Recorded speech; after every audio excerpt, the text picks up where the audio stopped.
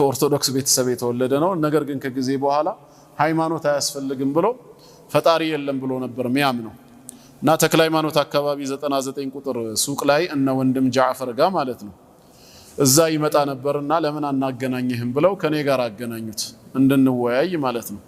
እኔስ እሺ አቋም ይዤ ነው የምወያየው፣ ቢያንስ ፈጣሪ አለ ብዬ አምናለሁ፣ ይሄን እምነት ይዤ ነው። እሱ ምን ይዞ ነው የሚወያየው? መጀመሪያው ወይስ ፈጣሪ የለም ማለት ራሱ እምነት ነው ወይስ ምንድነው? ባዶ አየር ላይ የተንሳፈፈ ነው። ተገናኘንና ምንድነው የምትለው አልኩት። እኔ ፈጣሪ የለም ብዬ ነው የማምነው አለኝ። ከተናገርከው ንግግር 50% ትክክል ነው አልኩት። አልገባኝም አለኝ።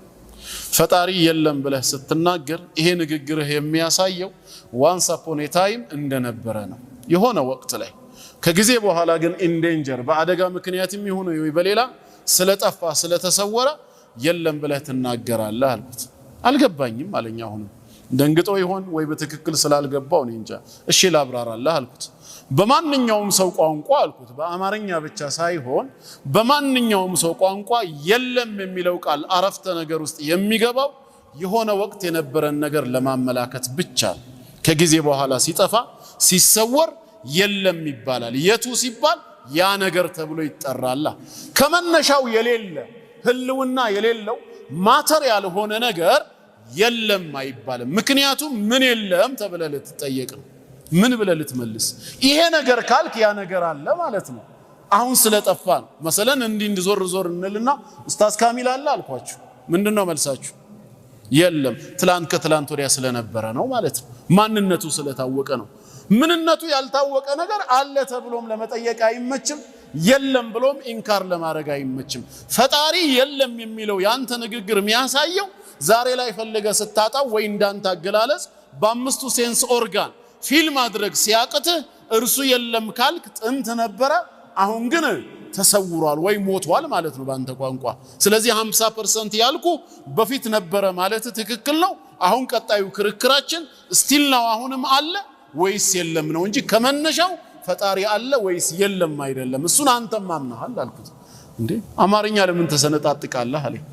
ይሄ ቃላት ስንጠቃ አይደለም፣ ሐቂቃ ሎጂክም ነው ሪያሊቲም ነው። እሺ የኔ ቃላት ስንጠቃ ከሆነ እስቲ አንተ አንድ አረፍተ ነገር ስራልኝ። እስከዛሬ ድረስ በህይወት ያላየኸው ሲነገር ሰምተህ ማታቀውን ነገር በአእምሮህም ውል ያላለውን ነገር እስቲ ሳለው ግድግዳ ላይ ብትባል ምን ልትስል ትችላለህ?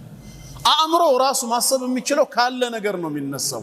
የለም ተብሎ የሚጠራ መጀመሪያም ህልውና የሌለው ነገር ምን የለም ብለህ ልትገልጸው ትችላለህ? ይሄ ነገር እንዳትል ይሄ ነገር ማለት የግድ የነገርየው መኖርን ግድ ያስብላል። ዳይኖሰርስ ለምሳሌ የለም ማለት እንችላለን።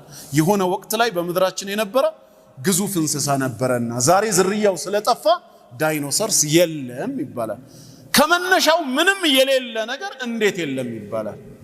ተግባባን? የግድ ለአላህ መኖር ሌላ ዓለም ውስጥ ገብቶ ማስረጃ ማሳየት አያስፈልግም። እንዳመጣጣቸው እንደራሳቸው ቃላት መያዝ ነው። ሁለተኛው መኖርና አለመኖር የሚለውን ነጥብ ብናነሳ ከሁለቱ ማን ነው ቀዳሚው በዚህ ዓለም ላይ? በሎጂክ ስግብ ይሆን መኖር ይቀድማል ወይስ አለመኖር? መኖር የመጣው ካለመኖር በኋላ ነው ወይስ አለመኖር የመጣው ከመኖር በኋላ ነው? የቱ ነው መቅደም ያለበት? ሎጂካሊ ውጁድ መኖር ቀዳሚ ነው። አለ የሚለው የለም ከሚለው ቀዳሚ ነው። ለምን ከተባለ ፉቃሃኡ الاسلام ምን ይላሉ በቃዒዳቸው? ፋቂዱ ሸይ ላ ይዑጢ፣ የሌለው አይሰጥ።